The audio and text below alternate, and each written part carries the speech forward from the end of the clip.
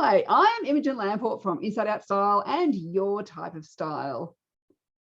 And I'm Jill Chivers from Shop Your Wardrobe and also from Your Type of Style. And we're talking today about this concept of being over or underdressed.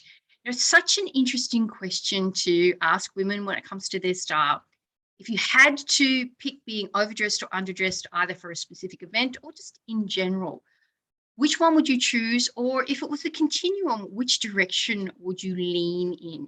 Can't sit on the fence. You have to pick one side or the other. And it's really intriguing to think about that. I know a couple of women, they're twins. They run a styling business in Sydney. They're Miss Grey, they are. And they say their tagline is always overdressed. And that is their whole ethos towards style. It is always about stepping it up, which when you look at their style, they don't have this itemized, but you can see it. They do a lot of animal print, which is how they came to my attention. But there's heels. There's nothing that's very stretchy, no yoga pants or anything else of that sort. There's a structure to it. A lot of dresses, skirts, things are belted, always accessorized. Their grooming is off the charts. To me, it would take hours to achieve that look. That probably would find the process. But that's actually, it's not just a preference. It's a way of life to be overdressed. They've built their business around being overdressed. It's so fascinating when you think about which one would I choose. Would I go down one end or the other? Or would I just, if I had to, would I just lean one way or the other? It's interesting, isn't it? Because I know I'm an overdressed girl, and I think you're an overdressed girl too. And do you think there is what do you think between overdressed and underdressed, and if there's a psychological type that's more likely to be underdressed or overdressed? I think it's the last letter. I do. I think that actually informs it, whether you have J or P. I believe that has something to do with it. And I think we also have to be careful that we are not putting a value judgment. There is no overdressed is better, underdressed is worse, or the reverse. This is not about some sense of right or wrong. And also, I think our terms of, and we'll talk about this as the video goes on, what do we mean when we say overdressed or underdressed? But to me, when I think about overdressed, quality, I think I lean in that direction of J, because it has that sense of structure to it. It has that sense of order to it, often a sense of some sort of boundaries, different SJs to NJs, so that shows up differently, but there's a sense of a container into which style goes. Our ESTJ Style News actually said in our interview for the report that if she went to an event where she was underdressed, she would want to leave. And that's really, really interesting, because some of our P types, when we were interviewing them, it wasn't even a factor. Like, oh, wow, I would have to be prompted. I would have to be given like an index card to think about. How am I in relation to other people? It just doesn't even come up. And if I happened to notice that I was out of step, I would just think it was funny, or I would think it was quirky, or I would think it was something other than a need to leave this event. Now, I think that's significant. I really do. I think if the thought of being out of step with what everyone else is dressing in this overdressed, underdressed thing forces you to go home, I think that's a big thing. That's interesting, because I'm also thinking about people I know and who I experienced in their style. And I certainly know, and it's probably FPs, NFPs in particular, but also SFPs who would rather be overdressed than underdressed. Because I think that being stylish is probably something that they value. And given that FP is related around what they value. Now, there'll be other ones who don't care. But the ones I know, because of course we're in the style world, and that they would much rather be overdressed than underdressed. And I, so that's where I kind of go. And I think there's probably, even more nuance than just, J or P. And I probably know some maybe TJs, maybe STJ, or potentially some NTJs who'd rather be underdressed, because they don't value, they don't want to stand out, and they feel that being overdressed is standing out and somehow negative. Yeah. And yeah, I think, interesting. so this is where I think it's a really, kind of, well, you might go, well, pretty much most SFJs will want to be overdressed and underdressed. But then I think then it starts to come with the SFPs is how much do they value style versus individuality. Our ISFP style muse talked about setting style challenges herself for the week just to amuse herself. Yeah. She would choose a particular label. There's a label in Australia called Dog Star, which do terrific pants, and it's all a bit creative for me. And she would wear Dog Star for the week to work. Nobody else knew unless they, knew what Dog Star was. But it just amused her, and she was looking to amuse herself. It wasn't looking to start a conversation with anybody. She didn't especially care whether anybody noticed it or not. She's happy to discuss it, but it wasn't a priority for her. It was just for her. It was just her own sense of quirkiness. And I think that's a hallmark of our FPs, is that sense of internal values. And of course, we know INFPs and ISFPs who have a high value for style. It matters a lot to them.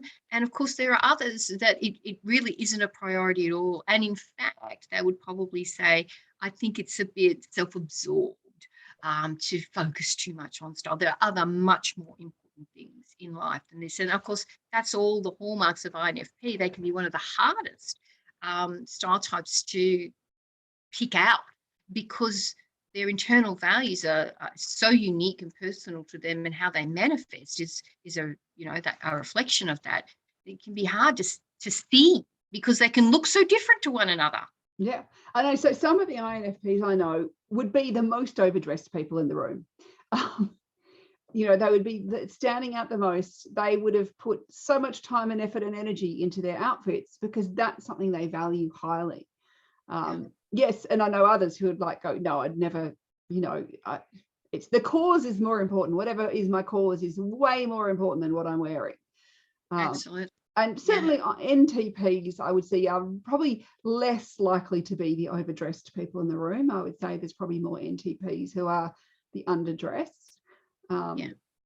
NTJs, more likely overdressed than underdressed. And I think part of that is that the TJ being about being more effective and being aware of what we're communicating, thinking about, well, I want to be putting my best foot forward. Yeah. So best foot forward is often a sign of I'd rather be overdressed than underdressed, I would think. And the other thing, even about the terms underdressed and overdressed, to me, they're not vacuum terms. They're not. Here's a concept that's sitting out all on its own. To me, it's a in relationship to. That's how I experience it. You might have a different definition, which would be fascinating to hear. But for me, it's always how am I in relation to others? That to me is the only way I can tell if I'm overdressed or underdressed, is looking at how other people are dressed. And of course, it can be a hard thing to gauge if you're going to an event you've never been to and you don't know much about them. But to me, that's what's also fascinating about it. And as someone who values relationships, connections, harmony, that is a big factor for me. And we've talked about this before, the idea of how do you be overdressed, in a casual environment, which is where I live. But the other component for me is how do you be overdressed and not be out of step? Because being out of step is bad for me. I don't want to be out of step. I don't mind having something that's different to everybody else, just so long as it doesn't separate me from the crowd in a bad way. Yeah, that's fascinating, isn't it? Because out of step is different from, out of touch, or out of, like having that overdressed, but still appropriate. And it still works for the environment. It's just a level up on the average person. Yeah. But it's not, you're not wandering down the street in a ball gown. No, I'm not. How do you think about overdressed and underdressed as terms or a continuum Like what comes up for you? Very much well, because I think it has to be related to what is the norm in some way. So what is the average person at the thing wearing? So, because, somebody might look at me and go, gee, you're overdressed for just working at home by yourself. Right. There's nobody else here. It's me and the dogs. But to me, it's not overdressed because it makes me feel like the best version of me. Yeah. Now, they might go, well, why get out of activewear? Nobody's seeing you. It really doesn't matter. But I know I perform better in myself when I feel good in what I'm wearing. But I also think you often take a daily outfit photo. So you have a really good library of photos to illustrate your blog posts. The other thing is you are often on Zooms or doing things online. You are recording videos, you are doing Facebook Lives, you're doing Q&As. Like we were discussing a couple of videos back, you get a call in the morning, can you have a meeting online this afternoon so you don't have to go through the whole, I've got to, up everything to do this. So whilst you're physically alone, you're not. You are surrounded by either relationships that are in an electronic form or communication tools that you're going to use, like photographs or videos that are going to go out into the world and reach people and touch people. So that's all part of the environment. Even though if we were just looking at a video of you, you are in your beautiful light-filled studio with you and the dogs. That's what we see. That's not all that's going on. That's what I think. There is, but there also are days where I can't be bothered to take an outfit photo. I am not actually, I've got no Zooms organized. I'm not going to make a Facebook Live. Like, I'm basically not going to be seen, but I will still get dressed. So it is that sort of thing where there's days I can have no contact with the outside world. Maybe though part of it is it's the be prepared of the J type that goes, who knows that somebody might contact me and want to have a Zoom, and I am prepared. I don't have to then run around and go, oh, I've got to go and put something on. And so there may be something in my type in that way that has got that, just always be prepared to be appropriate. I remember talking to my dad about the way he dresses. So my dad, I think, has ISTJ preferences, and he's always been, well dressed, never in an overstated way, but he's in his mid 80s now and he's retired, but all his life he would wear, he had his work suit and his work dress shirts, and then his weekend was an old pair of suit pants that were no longer good enough to go to work, but not bad by any means, and an old dress shirt just without the tie. That was his weekend clothes. Now he also does bushwalking and woodworking, and his bushwalking and woodworking clothes were the older versions that were no longer appropriate for just going out on the weekend and shopping and stuff. They were, demoted again. So he basically just demoted his work clothes gradually down the line until they became bushwalking. And then when they got too threadbare for that, they went in the bin. Something else was demoted, something new came in to the top spot. And I did ask him about his style at one stage. He just said, you just want to be appropriate all the time and you don't have to think about it. Yeah, well, our ISTJ style muse, we actually have called it the appropriate styles. We did it after ESTJ, which I was almost sure we would use the word appropriate for ESTJ. But the word that kept coming up for ESTJ was more around balance and proportion. And the ISTJ just took the idea of appropriateness to a whole new level I didn't even think was possible after interviewing our ESTJ. And it just was so central to their sense of style, actually scratched their sense of themselves. Just a real identity piece. And that story that you're telling about your dad, I think just illustrates that beautifully. And also, I think is a wonderful illustration of when you can see that this is a natural part of how you have come into the world and how you're approaching the world, because so many of us have gathered these negative messages about who we are, and that we're either this or that. We're boring, we're too predictable, or we're too unpredictable, we're too spontaneous, or whatever it is. Pick any word after two, and we've all gathered some of those. And it can be wonderful, freeing, enlightening just to let some of that go. You recognize that, yes, it's there are, to's and fro's and blind spots that go with gifts, but that who we naturally are is a gift to the world and a gift to ourselves, and is wonderful. When we can see it in terms that drop the judgment.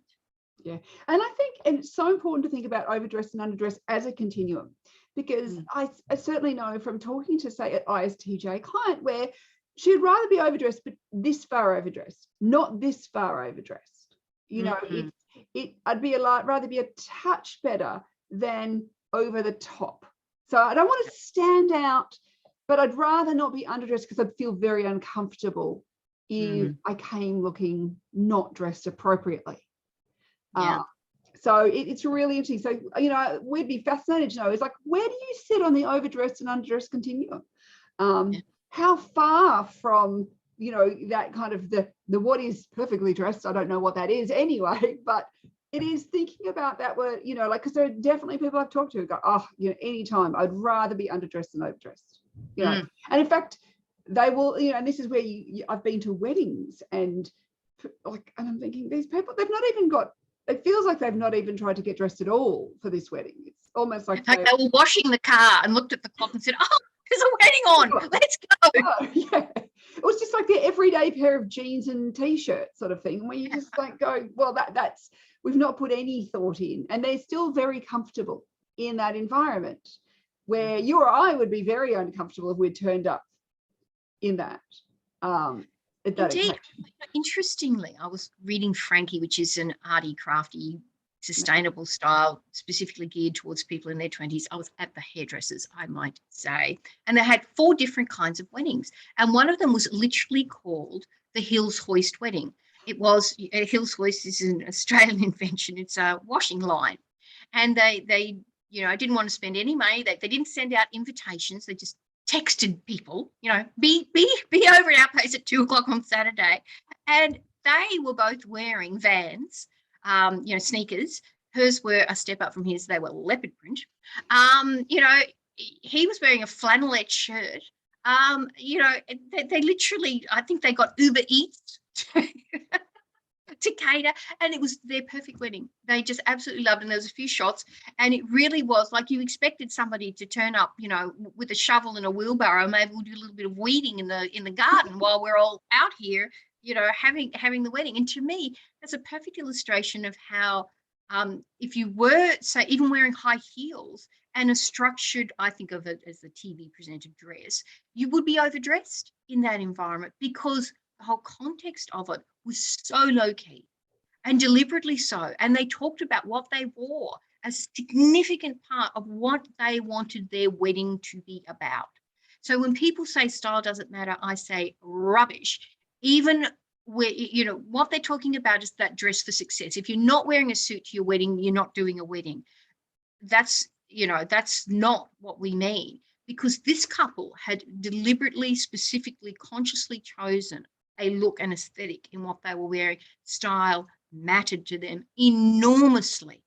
And if they had been gifted a suit and some kind of, white Cupid doll dress, they probably wouldn't have worn it. It's not what they wanted. It wasn't who they were. It wasn't how they wanted to set up their wedding, their marriage. Sounds like a very ISFP wedding to me. It's great. It's not what I wanted for my wedding, which 22 years ago, but I thought, awesome, because it's consciously chosen, and that's what it's all about. And that's what your type of style is all about. Consciously chosen, claiming for yourself what is right for you, that sense of authenticity. What does this mean for me? Tuning in the style input and advice that's going to help you and propel you forward, tuning out the messages that are just not right for you. And that's what we offer with your type of style. It's a 12-month journey, 12 modules, all focused on different elements of style, all have an element of your style type, although 3 of the modules specifically get into psychological type elements. And we just feel it's just this wonderful package of discovery, content, community, that will help you to see and experience your style in a way you never have before. Yeah, so I'd love you to join us. And if you want to find out more, please head over to the 16 Style Types website And of course, tell us how you feel about the whole concept of overdressed and underdressed. We'd love to know your thoughts as well.